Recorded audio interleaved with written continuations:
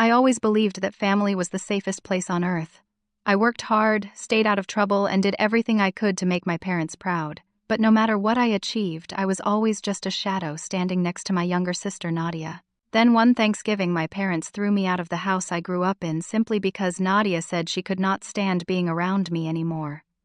That was the day I learned the most painful lesson about blood and family. Before I share what happened next, I would love to know where you are watching from today. Drop your location in the comments below. If stories about family betrayal and finding your own path resonate with you, please hit that like button and subscribe to the channel. Stay until the very end because karma came back in ways none of us could have predicted, and what happened to my family will leave you speechless. Growing up in a quiet suburb outside Columbus, Ohio, I thought I had a normal childhood. Our family of 4 lived in a 2-story house with a big backyard and a tire swing hanging from an old oak tree. My father, Harold, worked as an engineer at a manufacturing plant, often leaving before sunrise and returning after dark. My mother, Diane, stayed home to take care of us, though looking back now, I realize she mostly took care of Nadia. Nadia came into the world 3 years after me. From the moment she arrived, everything shifted. I remember standing on my tiptoes trying to peek into her crib while my parents cooed and fussed over her tiny fingers. I was excited to be a big brother. I did not know then that I was about to become invisible. As a child, I learned to entertain myself. While my parents rushed to comfort Nadia every time she cried, I played alone in my room with toy cars and building blocks. I never complained. I figured that babies needed more attention, and eventually things would balance out. They never did. My 8th birthday stands out in my memory like a scar that never fully healed. I woke up that morning expecting a cake with candles and maybe a small celebration. Instead, I found my parents rushing around the kitchen. My mother barely looked at me as she grabbed her purse. "We have to take Nadia to the dentist for a checkup," she said. "We will celebrate when we get back." They did not come back until evening. By then, I had already made myself a peanut butter sandwich, stuck a single match into it like a candle, and whispered happy birthday to myself in the empty kitchen. When they finally walked through the door, Nadia was holding a new stuffed animal they had bought her at the mall after the appointment. No one mentioned my birthday again. I told myself it was just one day. I told myself that if I worked harder, if I was better, they would notice me eventually. In school, I threw myself into everything. I earned straight A grades, joined the basketball team, and volunteered at the local food bank on weekends. Every achievement was a silent plea for my parents to see me.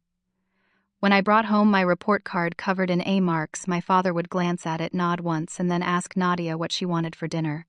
When I made the varsity basketball team as a sophomore, my mother said, "That is nice," then spent the next 20 minutes helping Nadia pick out an outfit for a school dance. The same week I was selected for the state basketball championship team. Nadia won 3rd place in an elementary school art contest. My parents threw her a party. They invited the neighbors, ordered a cake, and hung streamers in the living room.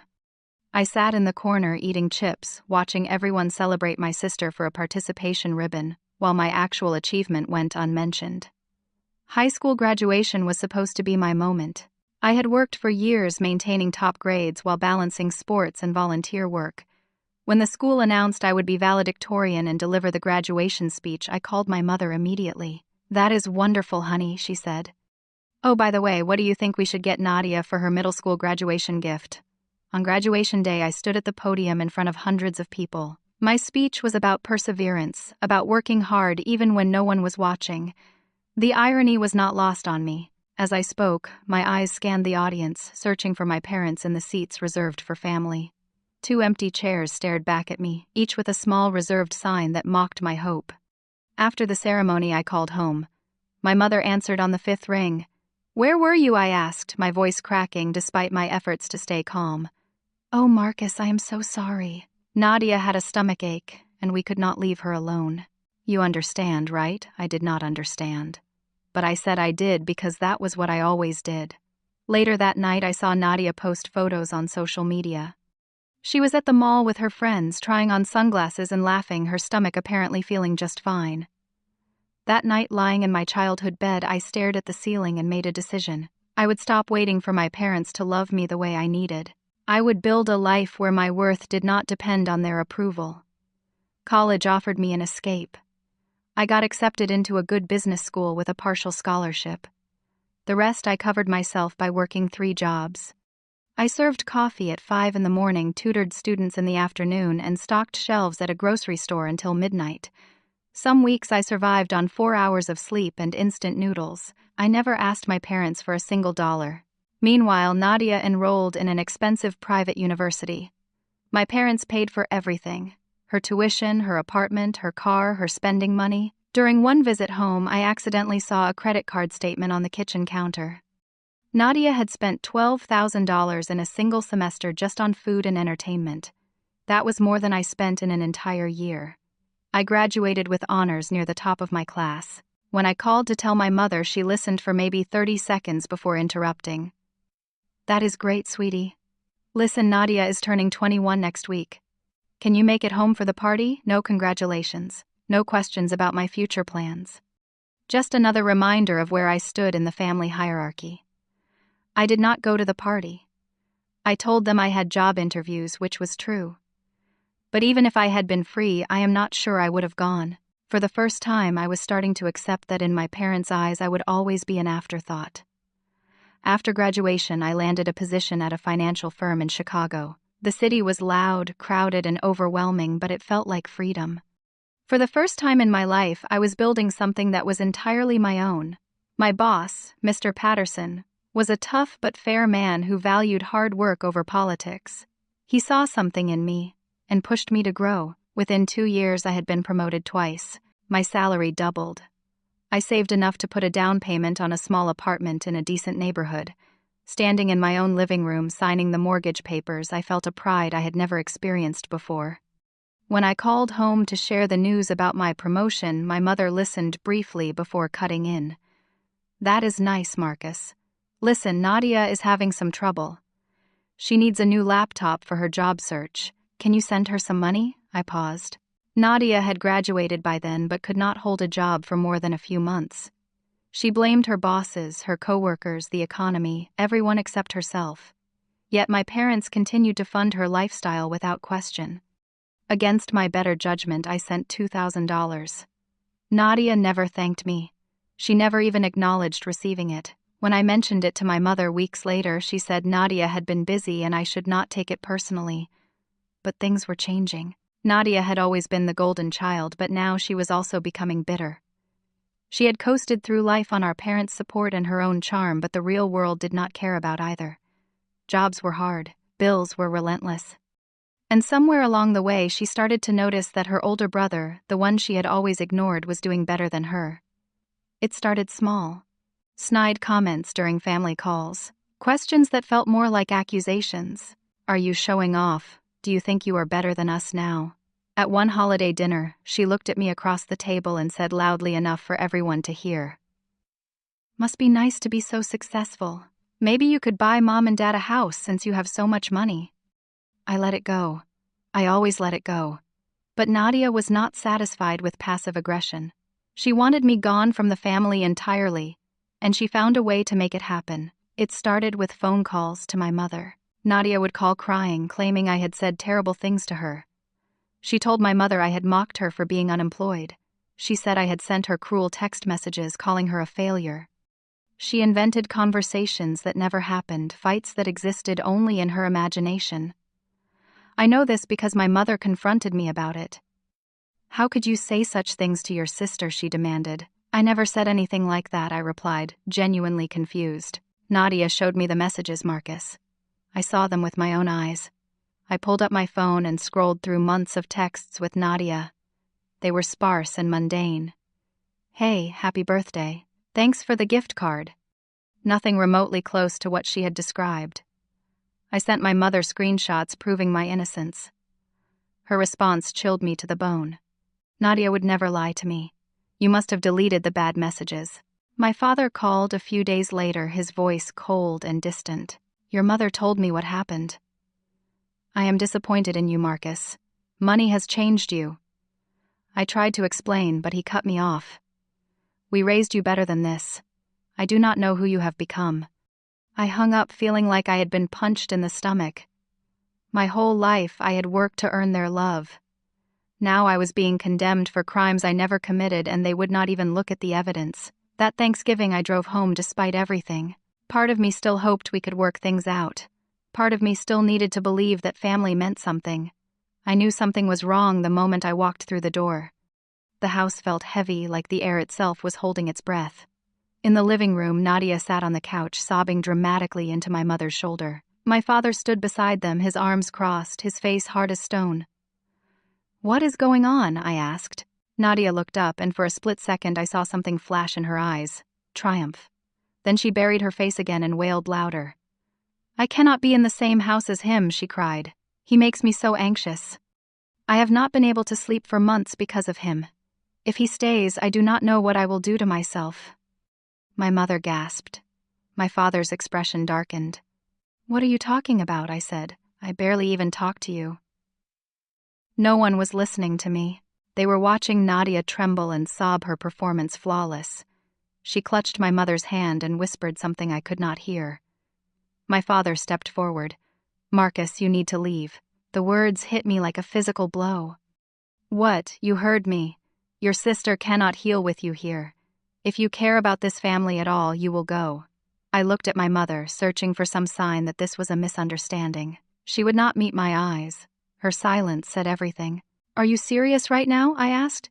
"You are kicking me out based on her word alone. You will not even ask me what happened." My father's voice was ice. "We have seen enough. The son we raised would never treat his sister this way. I do not know who you are anymore." I stood in the middle of my childhood living room, surrounded by people who shared my blood but clearly did not share my truth. Nadia had stopped crying. She was watching me from behind my mother, and on her face was the faintest trace of a smile. That night I went upstairs to my old room and packed what little remained of my childhood. A few books, a basketball trophy, a faded photograph from a road trip we took when I was 6, back when things felt normal. In the bottom drawer of my old desk, I found something that stopped me cold, a handmade card from Mother's Day when I was in 5th grade. I had spent hours on it, carefully drawing flowers and writing a poem inside. I remembered giving it to my mother with so much hope, waiting for her to open it. She never did. The card was still sealed, tucked away and forgotten for nearly 20 years. I held it in my hands for a long time, then I put it in the trash. The next morning I carried my suitcase downstairs. My parents stood near the front door like sentinels, their faces unreadable. Nadia sat at the kitchen table eating breakfast, casual and unbothered as if this were any ordinary day. She caught my eye as I passed. The corner of her mouth twitched upward. A tiny smile. A victory lap. At the door I stopped and turned to face my parents one last time. "I hope someday you understand what you have done," I said quietly. "But by the time you do, it will probably be too late." I did not wait for a response. I walked to my car, loaded my bags, and drove away. In the rearview mirror, I watched the house grow smaller until it disappeared completely. I did not cry. I felt nothing at all. Just an emptiness so vast it swallowed everything else. Back in Chicago, I buried myself in work. I stayed late at the office, took on extra projects, did anything to keep my mind occupied. At night, the silence of my apartment felt suffocating. I would sit by the window watching the city lights blur below, wondering what I had done wrong. My best friend Tommy noticed the change in me. He showed up at my apartment one evening with pizza and beer, refusing to leave until I talked. I told him everything.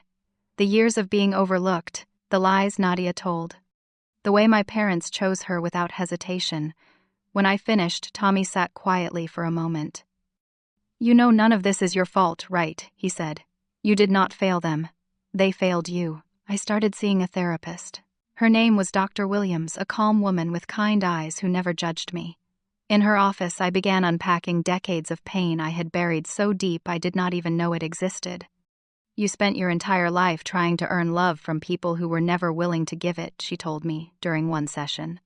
"That is not a reflection of your worth. It is a reflection of their limitations." It took time, but slowly I began to believe her. I started building a new kind of family. Tommy and I grew closer than ever. Through work, I met a group of colleagues who became genuine friends. We had dinners together, celebrated holidays, supported each other through hard times. They were not related to me by blood, but they showed up in ways my real family never had. 3 years passed. I was promoted to director at my firm. I bought a small house in a nice neighborhood. I learned to be happy in ways I never thought possible. Then one evening, Tommy sent me a news article from back home in Ohio. The headline made me stop breathing.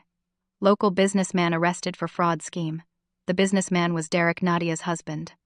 They had gotten married in a lavish ceremony 2 years earlier. I was not invited, of course, but I had seen photos online. A 300-guest wedding, designer dress, 5-tier cake. My parents had emptied their savings to pay for it all. According to the article, Derek had been running an investment scam for years, stealing over $2 million from clients who trusted him. When investigators closed in, he fled the country, leaving Nadia behind with nothing but debts and humiliation. I read further. Among the victims were my parents. They had invested their retirement savings with Derek based on Nadia's enthusiastic recommendations. Every penny was gone. In the weeks that followed, I learned more through scattered news reports and old acquaintances. My parents had been forced to sell the house I grew up in. They moved into a cramped apartment on the other side of town. My father, nearly 70 years old, had to take a part-time job at a hardware store to cover basic expenses. My mother fell into depression, and Nadia, the golden child who had everything handed to her, she moved back in with my parents. Without Derek's money, without the cushy lifestyle she had grown accustomed to, she had nothing. I heard she got a job as a waitress, a profession she had openly mocked for years. I would be lying if I said I felt no satisfaction. But mostly I just felt tired. Tired of the drama. Tired of caring about people who never cared about me. Then my mother called. It was the first time I had heard her voice in 3 years. She sounded older, fragile, nothing like the woman who had coldly watched me leave that Thanksgiving morning. "Marcus," she said, her voice breaking. "I know we have not spoken in a long time.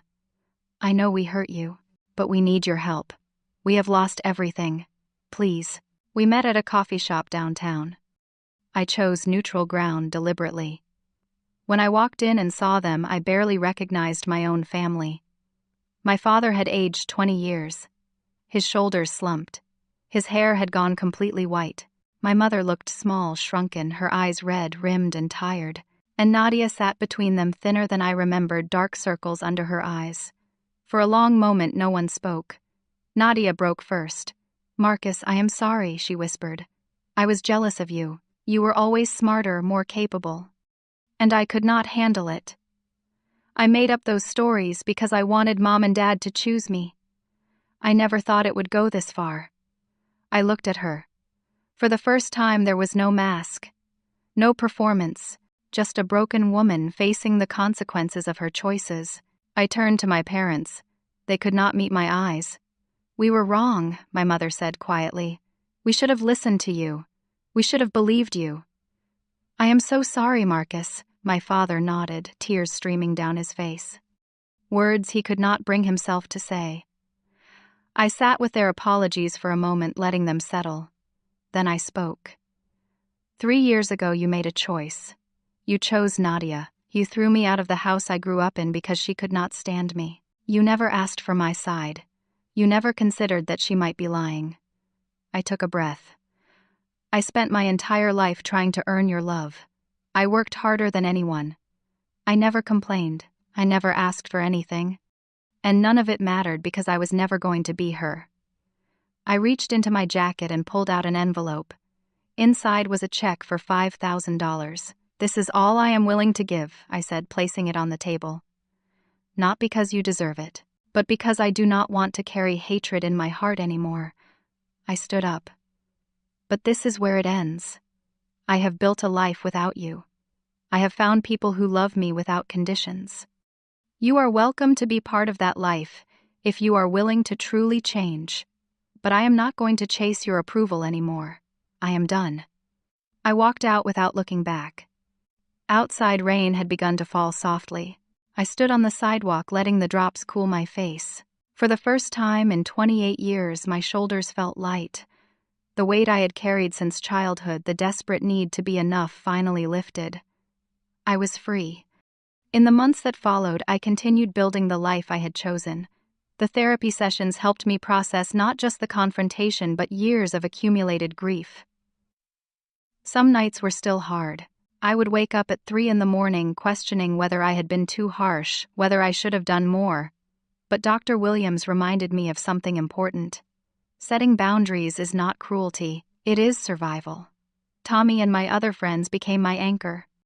Every Saturday we gathered at my house for dinner. We cooked together, laughed together, shared our struggles and victories.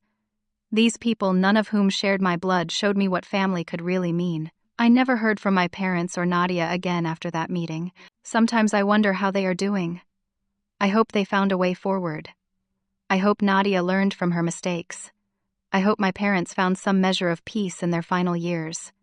But their journey is no longer mine to carry. What I learned through all of this is something I wish I had understood much sooner. Family is not defined by genetics. It is defined by choice, by showing up, by loving without conditions.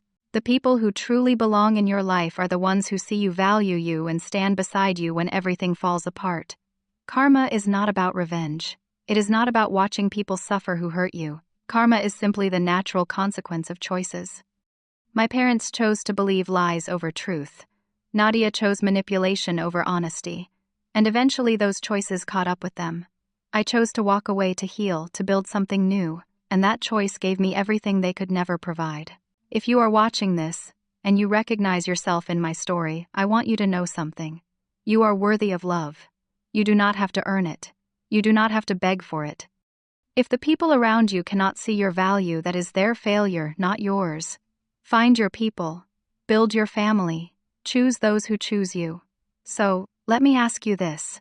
Have you ever felt invisible in your own family? Have you ever had to walk away from people who should have loved you unconditionally? Share your story in the comments below. You might help someone else realize they are not alone. If this story touched you, please give it a like and share it with someone who might need to hear it. Subscribe to the channel so you do not miss the next story. And remember, no matter what you have been through, your best days are still ahead of you. Thank you for spending this time with me today. I am wishing you strength, peace, and a family that truly deserves you, whether by blood or by choice. Take care of yourselves, and I will see you in the next one.